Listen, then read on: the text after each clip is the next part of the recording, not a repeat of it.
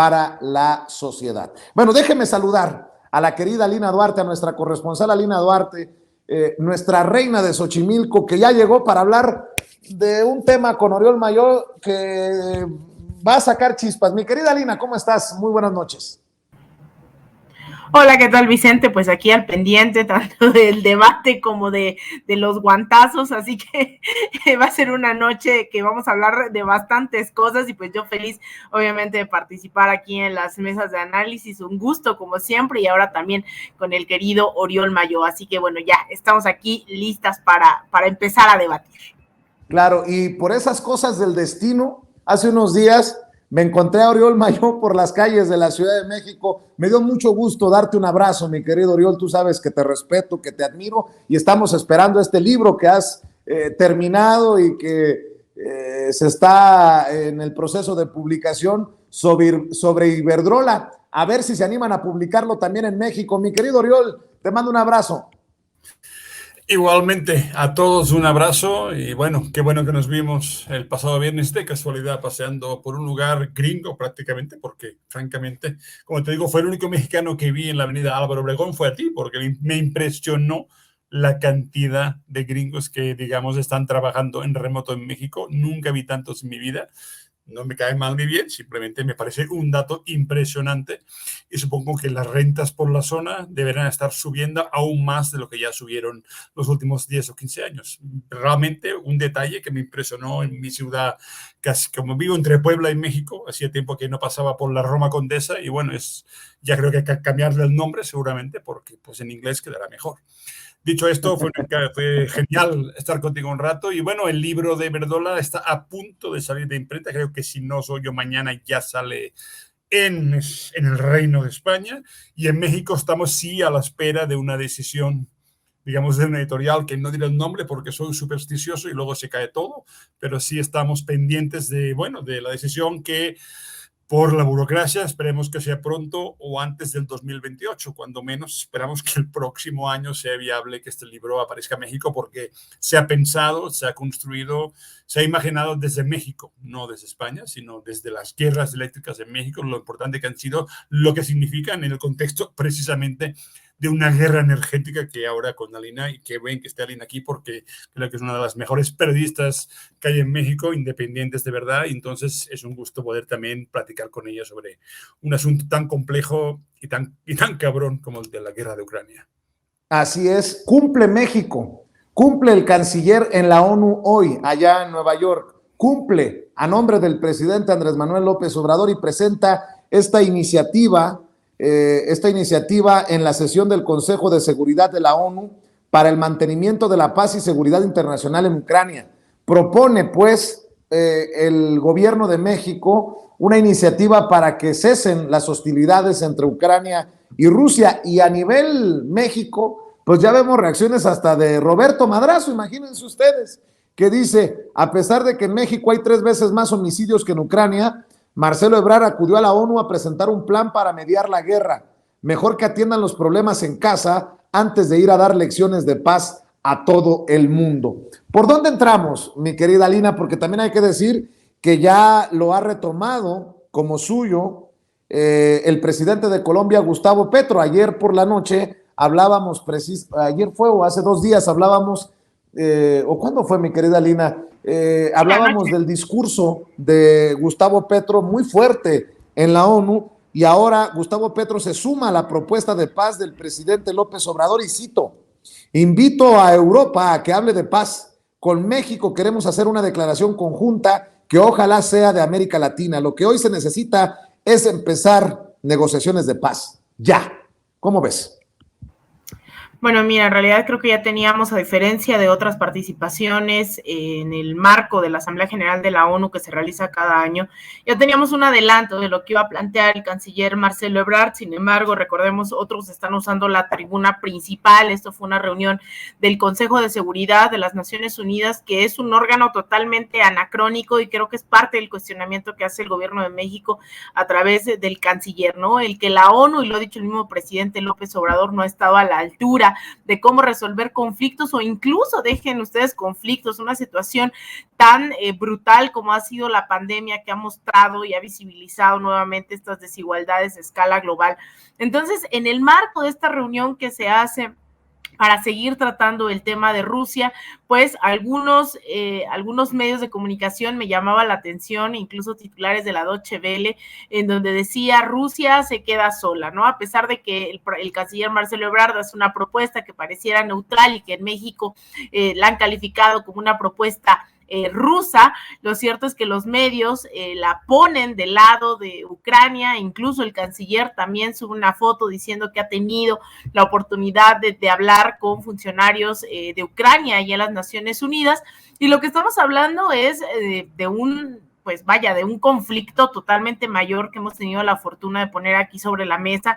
No solamente podemos quedarnos con la narrativa de es una invasión rusa, cuando llevábamos cerca de una década viendo crímenes terribles por parte de Ucrania y específicamente del batallón Azov de corte abiertamente neonazi, asesinando gente en Lugansk, en Donetsk, simplemente por hablar ruso, por ejemplo, ¿no? Entonces, eso no se habló en la llamada comunidad internacional durante cerca de 8 años hasta que comenzó el conflicto, y Rusia, cual Guerra Fría, tiene la culpa de todo. Y ahora las consecuencias, pues no le están pagando Vladimir Putin o Zelensky, ¿no? En Ucrania las estamos pagando millones de ciudadanos alrededor del mundo, y por eso es urgencia, y por eso es que Rusia se vuelve un tema medular en esta Asamblea General, así como en la pasada fue el tema de la pandemia, la distribución de las vacunas. Pues ahora estamos viendo que esto pues es retomado por México, y que ya escucharemos. Me parece que todavía no interviene el canciller Marcelo Ebrard ante el Pleno de la ONU.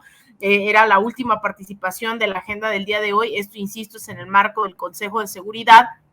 Pero es importante decir que si bien en algún otro momento la excepción en realidad era cuestionar, ¿no?, la guerra, cuestionar el imperialismo estadounidense, el sistema incluso capitalista, ¿no? Dejen ustedes simples guerras o algo.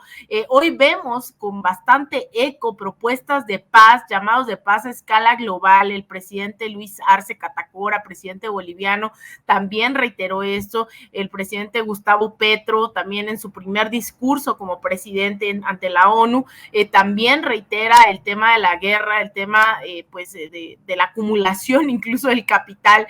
Vemos a varios, y eso es reflejo del momento que vive hoy América Latina, pues como un territorio rebelde en contra de la doctrina Monroe. Así que es bastante, pues la verdad, tranquilizante de alguna forma saber que se está haciendo un eje, ¿no?, que normalmente son ejes bélicos, y ahora estamos hablando de ejes de paz de varios países en la región, pero también a escala global pidiendo paz. Algunos hablan de paz, como la administración de Joe Biden, a la par que sigue financiando la capacitación de soldados para ir a la guerra, sigue financiando con millones de dólares armamento para Ucrania, a la par que cerca de 40 millones de estadounidenses viven en total y completa pobreza. Entonces creo que se logra nuevamente visibilizar, ya no es un mito, no es una conspiración el hecho de decir cuál es el rol de países como Estados Unidos, pero es importante ver que este llamado a la paz, a una tregua, es recuperado por varios presidentes, varios mandatarios en esta Asamblea General de la ONU. Vicente. Oriol Mayo, le reclaman al presidente, como hoy Jorge Ramos, que no resuelve el tema de seguridad como ellos quisieran, de volada, ¿no? Pero anda pidiendo la paz en Ucrania. Una narrativa muy estúpida. Por ejemplo, la que acabo de leer de un líder, por decirlo de alguna manera, priista como Roberto Madrazo. Bueno, digamos que es previsible todo discurso político, sobre todo en el sentido de la oposición en México, consiste en, pues, si el presidente dice una cosa hay que decir la contraria. Y en ese sentido, además, el espacio de la política internacional de México está cada vez más limitado. De hecho, desde tiempos de Fox, ya desde mucho antes, poco a poco esta constante alineamiento con Estados Unidos, esta liquidación de una política mínimamente independiente, una cierta política soberana que incluso en los tiempos de la Guerra Fría, pues México tuvo capacidad de ampliar a partir del tema cubano, incluso aunque internamente y demasiadas veces el régimen priista fuera durísimo, en lo exterior sus canales, digamos, su voluntad política, incluso con países como la India, que por cierto ahora vuelve a surgir a la luz pública a partir de la propuesta de este comité de paz. Es decir, la India fue un pilar importantísimo en el movimiento de los no alineados, en la política de la digamos, de la no proliferación de armas nucleares, porque, a ver, me parece que México lo que está intentando decir, y por cierto es muy importante entenderlo, es que yo no sé si te acuerdas, Vicente, para tener un poco de historia, cuando éramos jóvenes, porque todos fuimos jóvenes, el terror al Armagedón nuclear. Yo recuerdo una película que quizá algún espectador habrá visto y que salió en todas las televisoras del mundo, llamada El día después. Lo que pasaría tras una conflagración nuclear entre Estados Unidos y la Unión Soviética, el día después sería, digamos, qué pasaría ante esa catástrofe absoluta. Vivimos durante, yo diría que 3 décadas en el terror de una escalada nuclear irreversible, el DEFCON 2, que produciría, digamos, una catástrofe. Esa catástrofe que estuvo presente en la crisis de los misiles de Cuba, que se pudo literalmente arreglar por canales directos entre Moscú y Washington y que se salvó al último minuto, hoy en día está más visible que nunca. El discurso de Putin que vimos el miércoles, la posibilidad de una conflagración directa en el momento que mañana los oblasts, digo, las provincias de Ucrania bajo control ruso que van en un referéndum que se empieza, yo creo que en apenas unas pocas horas, y deciden ser parte de Rusia en ese momento, y como Putin, digamos, en su discurso definió, van a definirse claramente como una guerra entre Rusia y ese complejo de la OTAN, en el cual Ucrania está asumiendo el papel de frontera o vanguardia. Es una situación gravísima que creo que a veces siento que alguien está jugando como si esto fuera como lo que vemos ahora, este falso combate de box entre dos personajes, donde parece que que no hay muertos, que no hay violencia, que no hay dolor y que existe la posibilidad, primera, la que ya existe, una crisis energética global que primero pagará Europa, obviamente, pero que además acabará pagando todo el mundo. Y después, y más importante, la idea absolutamente loca de que podemos mantener una escalada en un conflicto, no armar ningún tipo de negociación, que es la propuesta de México. Hay que negociar porque los peligros son inmensos, no solo para el conjunto de los rivales entre Europa y Eurasia, digamos, sino para el conjunto de la humanidad. Hablamos de una potencia mundial en cuanto a armas nucleares, incluso superior a Estados Unidos, y la capacidad de empezar a utilizarlas de forma al menos limitada, si es por asuntos de defensa, digamos, de la seguridad nacional. Estos elementos están ahí y me parece que ese jugar a las vencidas, digamos, ese de que podemos hacer lo que queramos porque además se ganó un combate o una región ahora y por tanto ahora a Ucrania se le apoya con mercenarios, con armas y que al final van a acabar subyugando en una especie de teoría del dominó, donde acabará cayendo Moscú y al final, hasta de casualidad, el dominó se irá para China y todos van a caer. Me parece que es una opción que incluso algunos personajes como Henry Kissinger, ya casi de 100 años, uno de los grandes operadores de la política que llaman realista en Estados Unidos, que realismo significa en mi área de influencia hago lo que yo quiero, golpes de Estado, matazones, pero entiendo que hay otros actores políticos y hay que jugar con ellos. Hay áreas de influencia. Entonces Kissinger está diciendo, a ver, ¿qué están haciendo? Ucrania iba a ser esa zona neutra.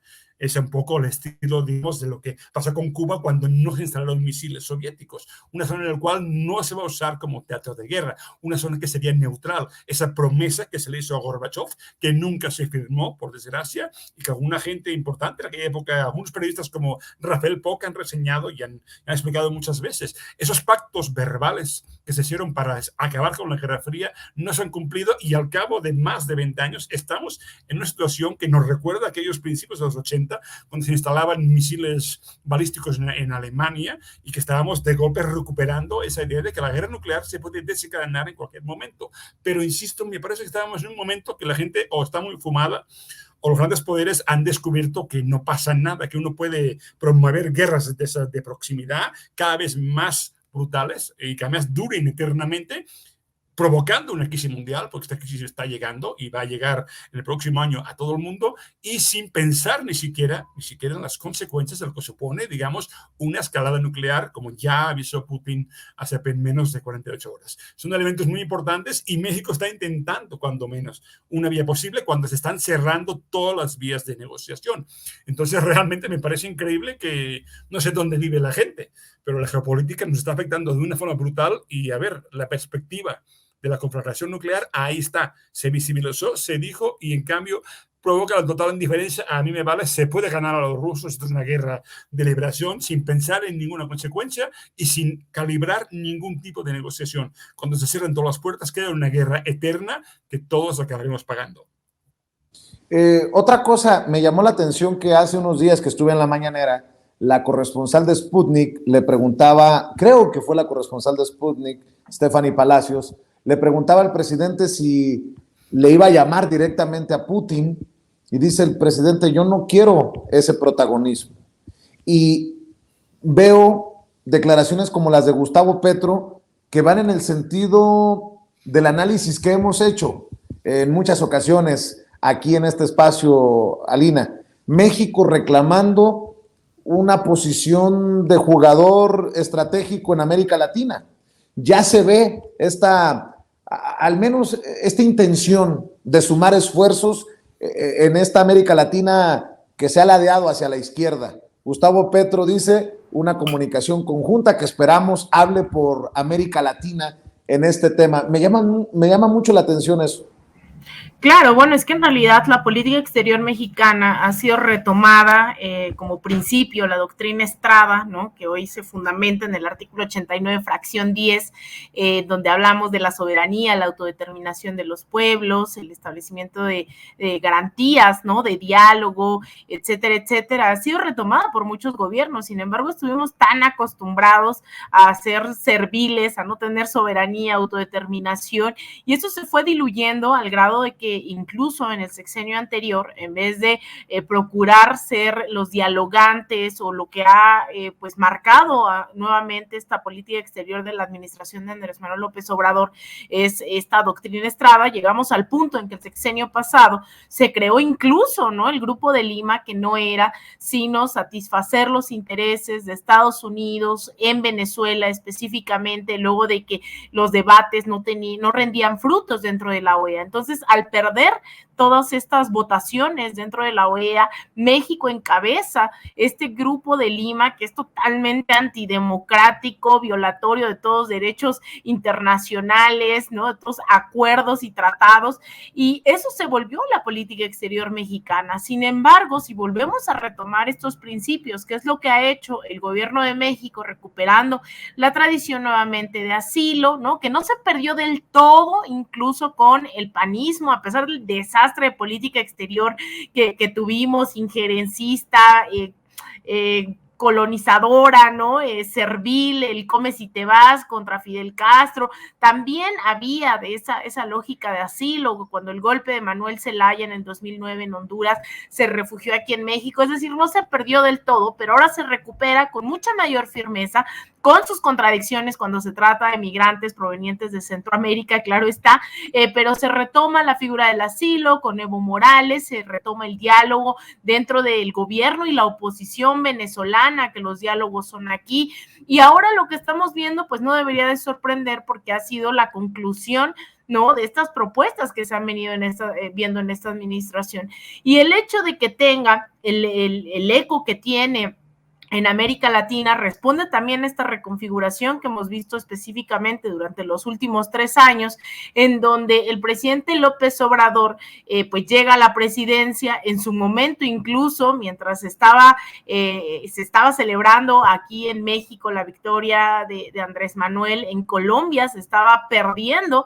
en ese momento la presidencia de Gustavo Petro, era la segunda vez que competía, y vino después el golpe de Estado en Bolivia en octubre del 2019, pero también a la par, en ese mismo octubre del 2019 veíamos un estallido social en Ecuador, en Chile, veíamos que sacaban a Lula de la cárcel, incluso el mismo día que era el golpe de Estado en contra de Evo Morales, Lula salía de la cárcel. Entonces hay toda una reconfiguración que ha logrado situar a México pues a la vanguardia de todos estos debates, y que ahora veo, y me alegra mucho también esa parte, se está fortaleciendo con la presidencia de un Gustavo Petro que durante estas semanas que lleva de presidente no ha cedido en ningún punto, ha declarado la guerra contra las drogas como fallida, ha declarado diálogos incluso con el Ejército de Liberación Nacional, su primera propuesta de ley ha sido una reforma tributaria, ¿no?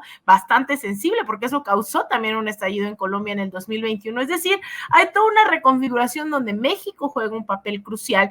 Primero, pues obviamente con la plena victoria del presidente López Obrador, pero después encabezando la CELAC, proponiendo también que sea sede de los diálogos de Venezuela, entre el gobierno y la oposición, el asilo a Evo Morales, las alianzas para distribuir las vacunas en toda la región, y creo que estos llamados de paz, pues tienen toda la legitimidad para proponerse a pesar de las mofas, ¿no? Y la ridiculización que pretende hacer la oposición en este país, pero que es bienvenida al menos en toda la región, bajo un liderazgo que se logra consolidar. Yo creo que este año, yo me atrevería a decir, con esta gira que hace el presidente López Obrador por Centroamérica, estas alianzas con el gobierno de Colombia, e incluso se ha adelantado, recordarán en esa mañanera donde dice en octubre vamos a bailar samba con la victoria, no lo dice con la victoria de Lula, ¿no? Pero pone cumbia con la victoria de Petro y dice en octubre vamos a bailar samba en la mañanera, pues haciendo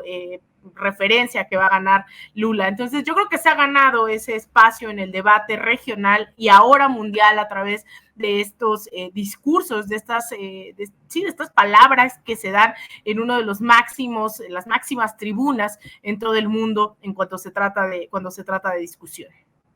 ¿Qué les parece? Porque ya tenemos el discurso de Marcelo Ebrard, si lo vemos y lo escuchamos aquí juntos, fue hace unos minutos, no más de una hora, más o menos, y esto es lo que dice desde el estrado, desde el podium, desde una de las tribunas más importantes del mundo, Marcelo Ebrard, en representación del gobierno de México. Este es el canciller, el secretario de Relaciones Exteriores, Marcelo Ebrard, en la ONU. Minister of Foreign Affairs of Mexico.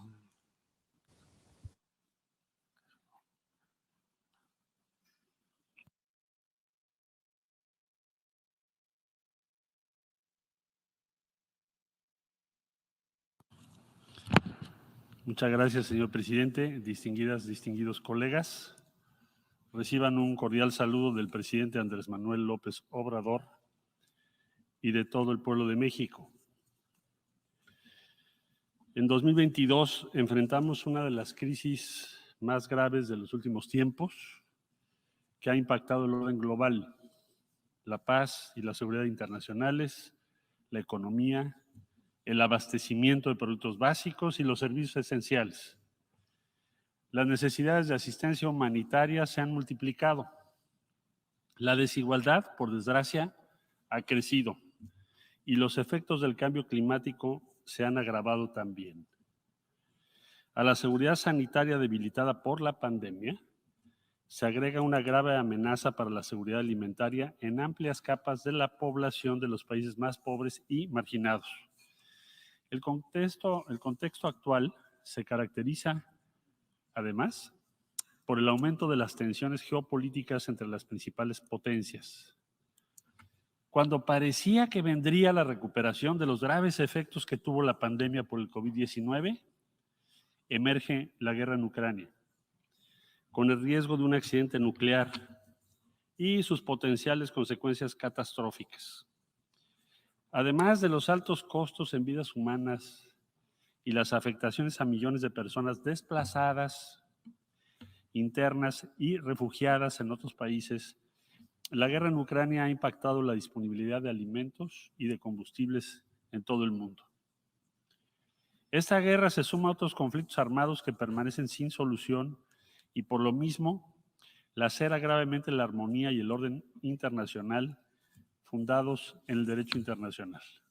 México, como Estado responsable y comprometido con la promoción de la solución pacífica de las controversias, acude a esta Asamblea General con una propuesta para el diálogo y la paz en Ucrania que expondré a continuación brevemente. El Consejo de Seguridad, hay que decirlo, no ha podido cumplir con el mandato que le confiere la Carta de las Naciones Unidas, al no haber conseguido prevenir la guerra, ni tampoco tomado las medidas que pongan un alto a la agresión armada. Menos aún, ha logrado encaminar proceso diplomático alguno para buscar una solución por la vía del diálogo y la negociación. Debemos decir que tampoco ha podido lograr que llegue todo el suministro de asistencia humanitaria requerido y tampoco, por desgracia, respaldar abiertamente la labor del secretario general y de otros actores por gestionar el acceso a los mercados de granos y fertilizantes producidos por la Federación de Rusia y por Ucrania. Ante esta parálisis, hemos tenido que recurrir a la Asamblea General en una sesión especial de emergencia en la que México, junto con Francia, planteó el marco adecuado para canalizar la ayuda humanitaria a través de la resolución E-11/2, que sin duda ha sido útil, pero que resulta claramente insuficiente ante la estela de destrucción y sufrimiento que ha dejado la guerra.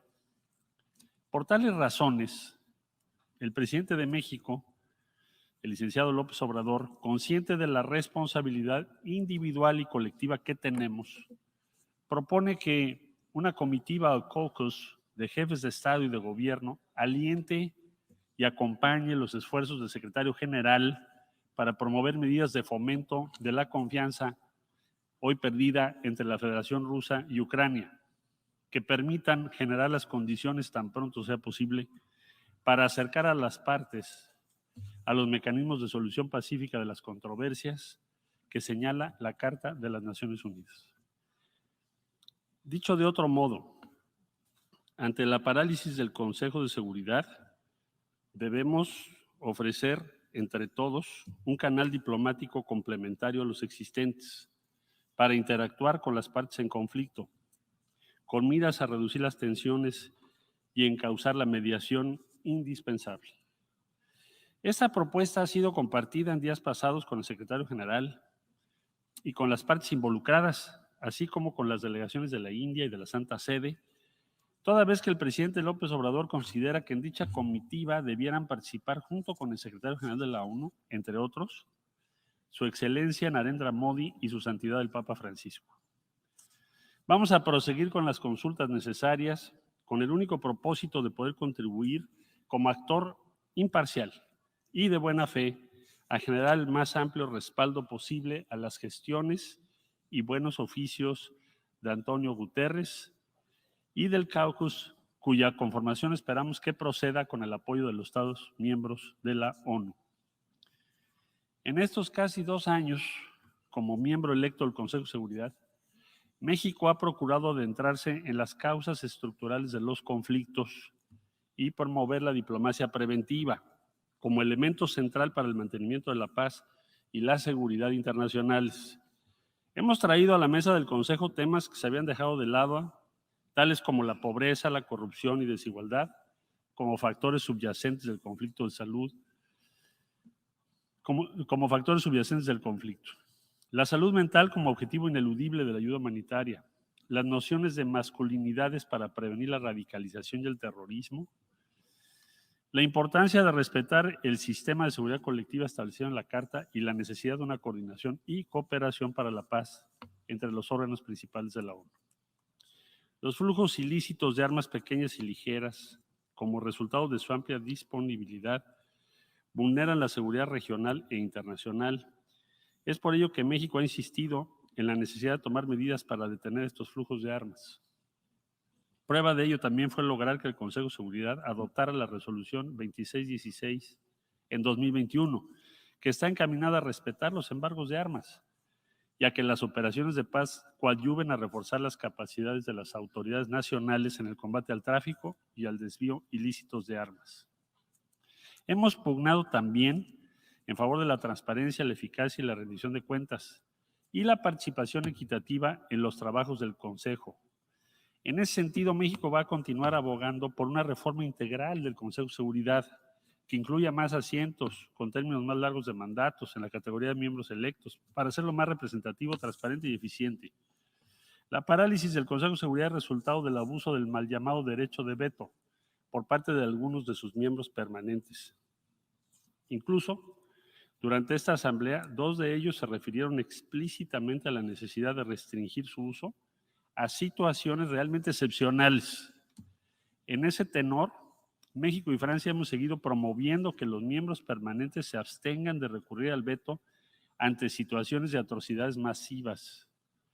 Invitamos a los estados que aún no lo han hecho a sumarse a esta iniciativa que cuenta ya con el respaldo de 106 estados. Entre tanto, México y otros 83 estados impulsamos un mecanismo de rendición de cuentas por el que cada vez que se registra un veto en el Consejo de Seguridad, la Asamblea General se reúna sin dilación para debatir la cuestión e invite al autor o autores del veto a explicar su posición. Esta propuesta, que fue adoptada por unanimidad mediante la resolución 76/262 y ya se ha activado en 2 ocasiones, apunta en la dirección correcta. Toca ahora decidir si queremos dar los pasos subsecuentes para evitar que el sistema se siga paralizando frente al sufrimiento masivo de personas. Las armas nucleares siguen representando la peor amenaza para la supervivencia misma de la humanidad. México lamenta la falta de voluntad política, particularmente por parte de los estados poseedores de armas nucleares, para alcanzar acuerdos que permitan lograr dicho propósito, algo que quedó confirmado en la reciente conferencia de examen del Tratado de No Proliferación, que no alcanzó resultado alguno, aun y cuando los riesgos de proliferación nuclear son cada día más reales y evidentes. Mi país coincide con la visión del secretario general de que un mundo más seguro y en paz debe estar asentado en el derecho internacional, la cooperación y la solidaridad, y no en la incesante acumulación y modernización de los arsenales nucleares y convencionales. Justamente fue esta visión la que llevó a los países de América Latina y el Caribe a establecer la primera zona libre de armas nucleares en un área densamente poblada a través del Tratado de Tlatelolco, y la que condujo a la conclusión y entrada en vigor en años recientes del Tratado sobre la Prohibición de las Armas Nucleares.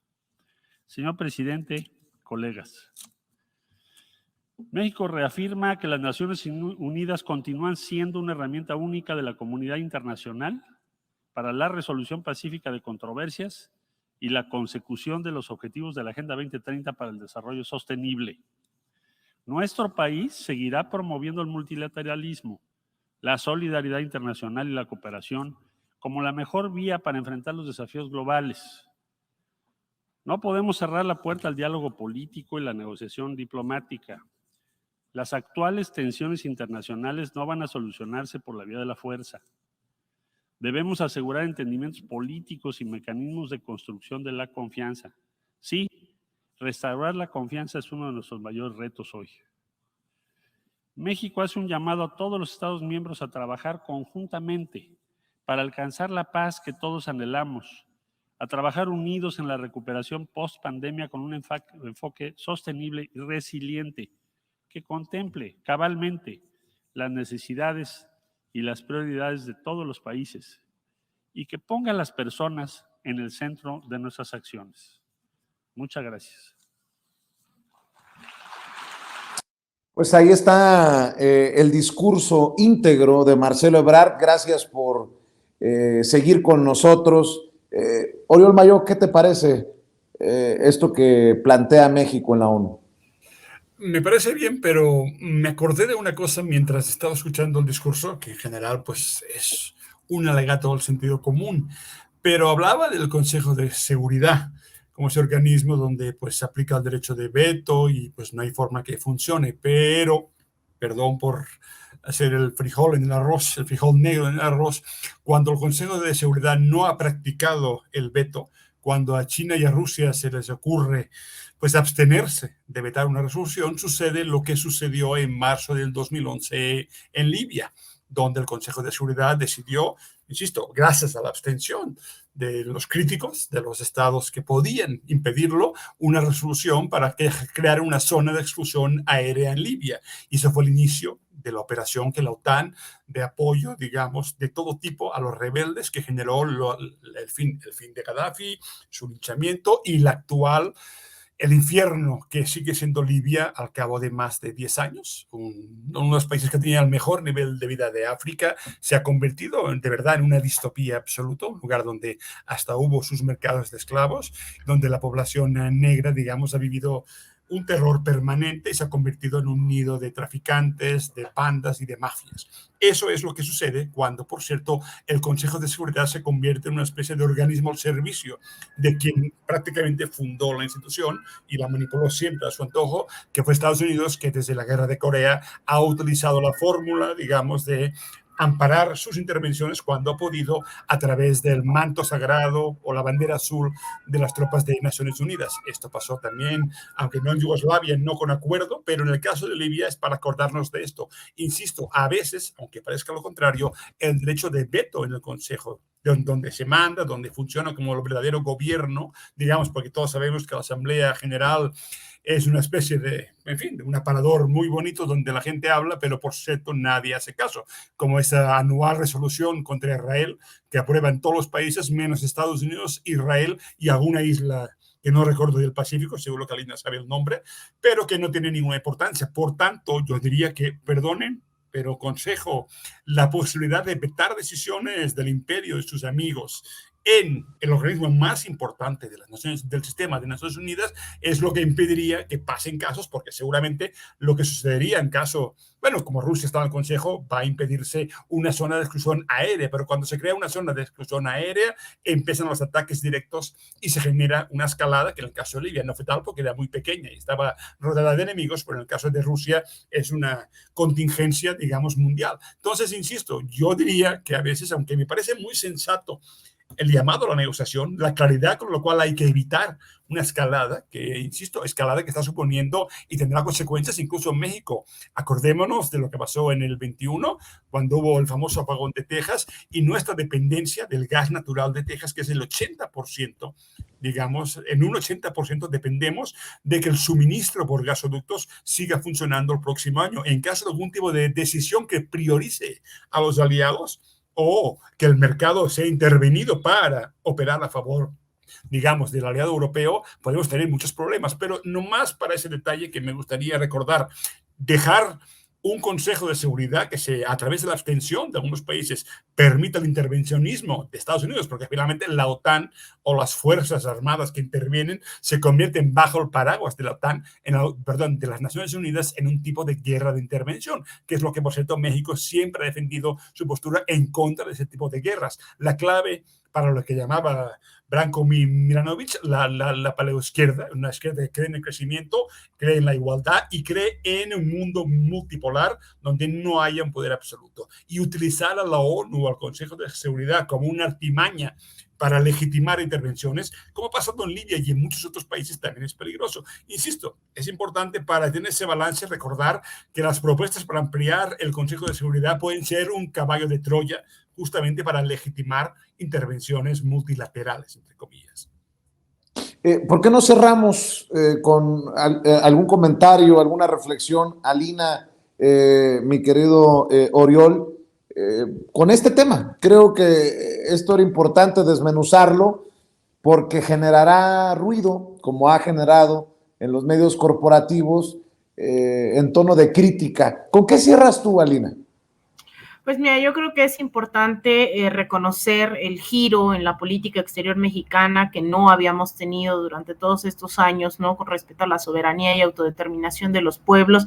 Claro que la política exterior, como cualquier otro rubro de los gobiernos que se asumen progresistas, tendrá algunas contradicciones. Yo apuntalaba algunos, como el tema de la política migratoria, ¿no? Centroamericana, una política sumamente racista dentro de nuestras instituciones, sea en los aeropuertos, sea en la frontera sur. Sin embargo, pues es importante rescatar que México ha estado apuntalando hacia nuevos discursos que regionalmente tienen bastante eco y que incluso también nos tendría que llevar como mexicanos, mexicanas a cuestionar nuestra participación dentro de todos estos organismos. No estoy diciendo que nos retiremos, sino mostrar realmente hacia dónde o qué se puede hacer dentro de instancias que pues más de una ocasión nos han demostrado que son bastante anacrónicas. En su momento, hace un año, 2 años, hablábamos del rol que hoy juega la OEA, tan desmedido y que aún así habla de derechos humanos y democracia en la región.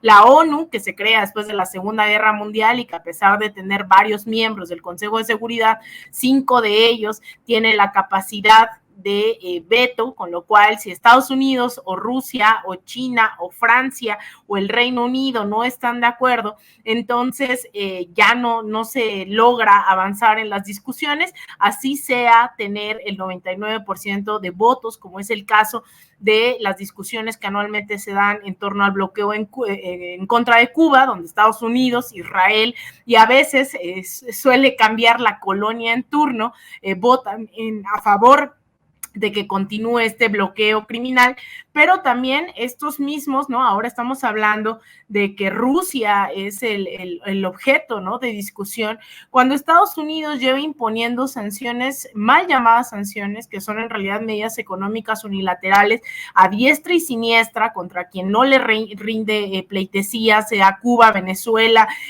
sea Nicaragua, Rusia, etcétera, etcétera.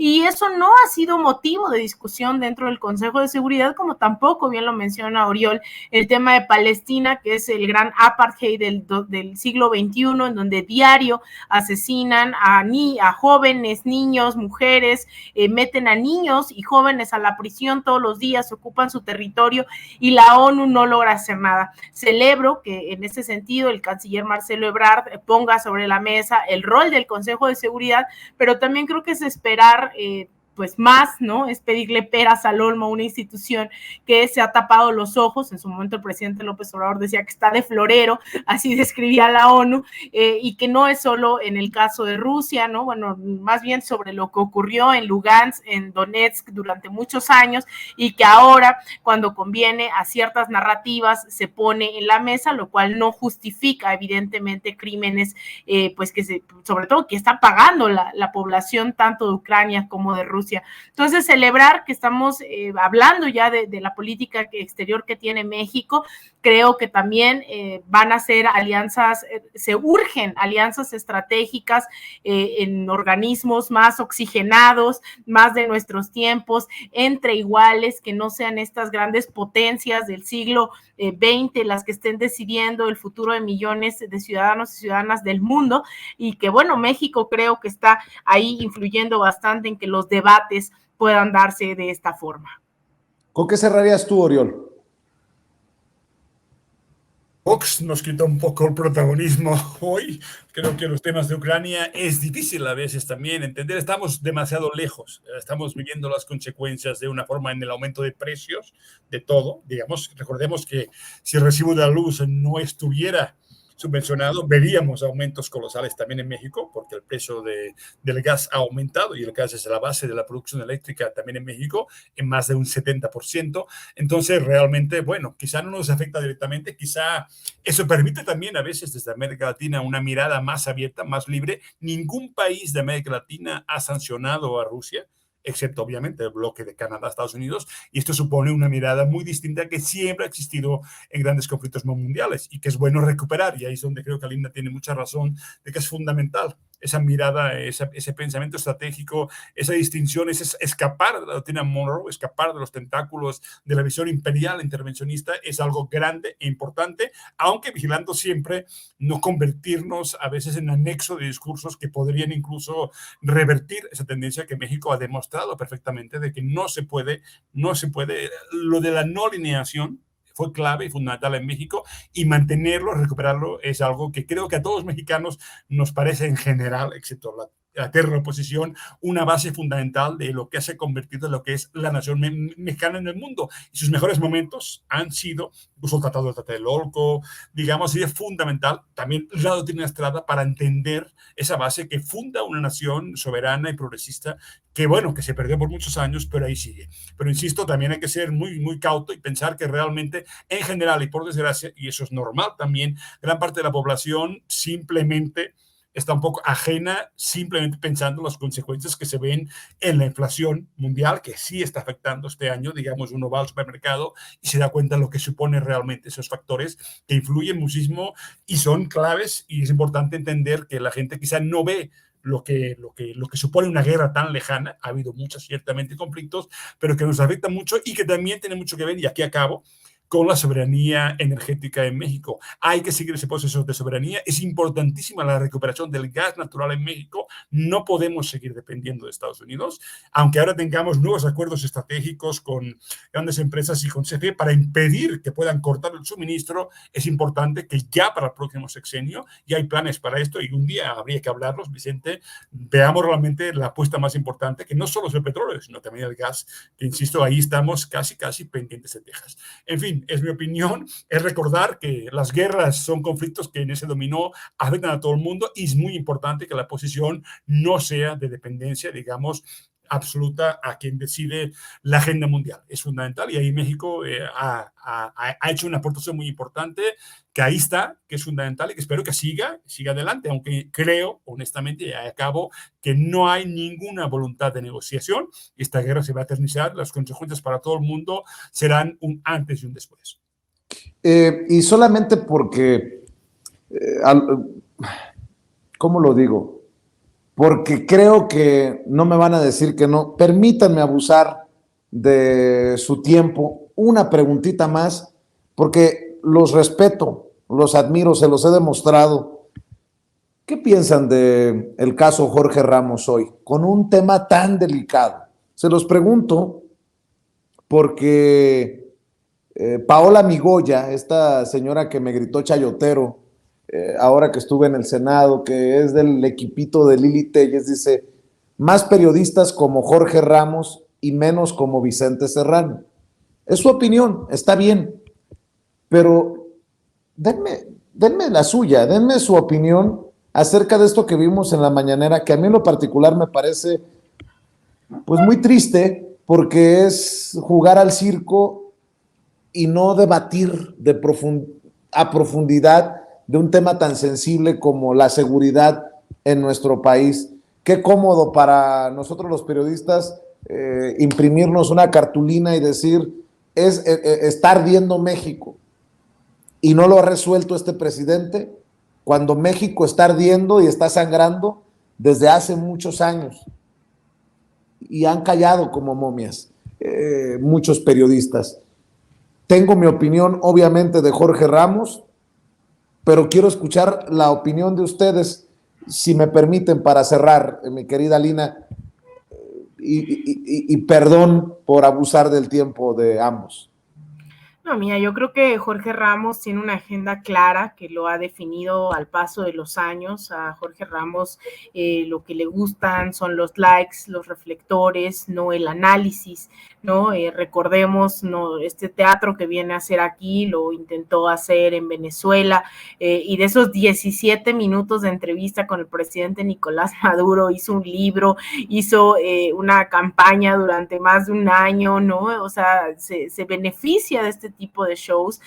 Al presidente López Obrador también como candidato en su momento lo entrevistó, pero Jorge Ramos no es alguien que acompañe en el día a día a quienes realmente dice representar, porque pareciera que se asume de ese lado de las víctimas, cuando tampoco ha estado ahí, y asumirse del lado de las víctimas es escuchar de dónde se originó toda esta violencia, es no querer entender, ¿no?, hacia dónde podemos dirigirnos como país. Y el tema de la seguridad en México es algo que creo que no puede tomarse que se tiene que tomar con pinzas, que tenemos que debatir profundamente. Una estrategia de seguridad en el país requiere bastante debate, bastante análisis, no una cartulina con cifras impresas. Eso hay que dejárselo a Felipe Calderón, donde nos llamaba daños colaterales, y entonces solo éramos cifras, solo éramos números, y no le preocupa la vida detrás de cada uno de ellos, ¿no? No le preocupa quiénes orquestaron esta mal llamada guerra contra el narcotráfico, no le preocupa el rol que tiene Estados Unidos dentro de toda la tragedia en México, no le preocupa esas historias, le preocupa el golpeteo, lo que deje, lo que llame la atención a Reforma, a medios con una clara agenda de derecha. Y es lamentable que pues incluso aún haciendo este circo va a llegar Jorge Ramos a decir que hay una dictadura, ¿no? Que en este país no se permite expresar libremente, no se puede cuestionar, cuando hoy ha tomado una de las principales tribunas, la principal tribuna en este país para beneficio meramente propio. Me gustaría, y así como de Jorge Ramos, de muchos periodistas que se han asumido desde esa postura política, ideológica, tener realmente debates que nos ayuden a cambiar este país, ¿no? Más allá de posturas de izquierda, de derecha, creo que el tema de seguridad nacional requiere un análisis profundo, bastante serio. Esto de la Guardia Nacional, ¿no? Que yo nada más he visto que de un lado se habla de militarización y hay compañeros, compañeras que del otro lado no se cuestiona, ¿no? En absolutamente nada, cuando creo que tenemos que estar hablando de estrategias específicas de acuerdo a los estados, de acuerdo a las comunidades, el rol, insisto, que tiene Estados Unidos, que nos metieron en esta dinámica totalmente servil, colonial, durante administraciones pasadas, específicamente la de Felipe Calderón, que le hemos retomado mucho estas semanas a propósito de la visita a los familiares de Julian Assange. Wikileaks nos dio un claro panorama de todo lo que ocurrió durante esos momentos, ¿no? De servilismo, del calderonismo hacia una administración como la de Barack Obama. Y ahí sí, ¿no? Creo que si se trata de jerarquizar, ¿por qué no hablamos también de alguien como Julian Assange, en vez de estar pensando que hay quien es su ícono a seguir es alguien como Jorge Ramos, con una clara agenda de golpeteo y lamentablemente tampoco que abonar a las discusiones en este país? Tus redes sociales, querida Alina, tus trincheras, porque también veo que andas muy activa. No me tocó a mí platicar contigo sobre el tema Evo Morales, pero felicidades. Esas son las entrevistas que marcan, mi querida Alina. Muchas gracias, Vicente. Así es, ayer compartimos aquí con el público de Sin Censura un adelanto de esta entrevista que después de Sin Censura compartimos en redes sociales por escrita y en próximos días la tendremos por la televisión pública. Me pueden seguir en Twitter en @AlinaDuarte_, en Instagram _Alina Duarte, en Facebook.com/Alina Duarte Periodista. Ahí estaremos pues haciendo bastantes análisis, bastantes todavía ahí siguiendo varias líneas temáticas de América Latina, especialmente ya de cara a las elecciones en Brasil. Anda haciendo chonguitos, a ver si podemos ir, Vicente, por allá en la próxima semana, ya son las elecciones.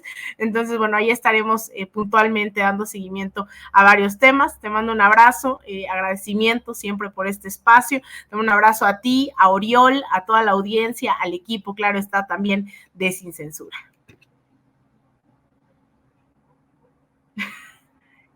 El audio, Vicente. ¿Ahí me escuchan? Sí. Eso se llama chantaje.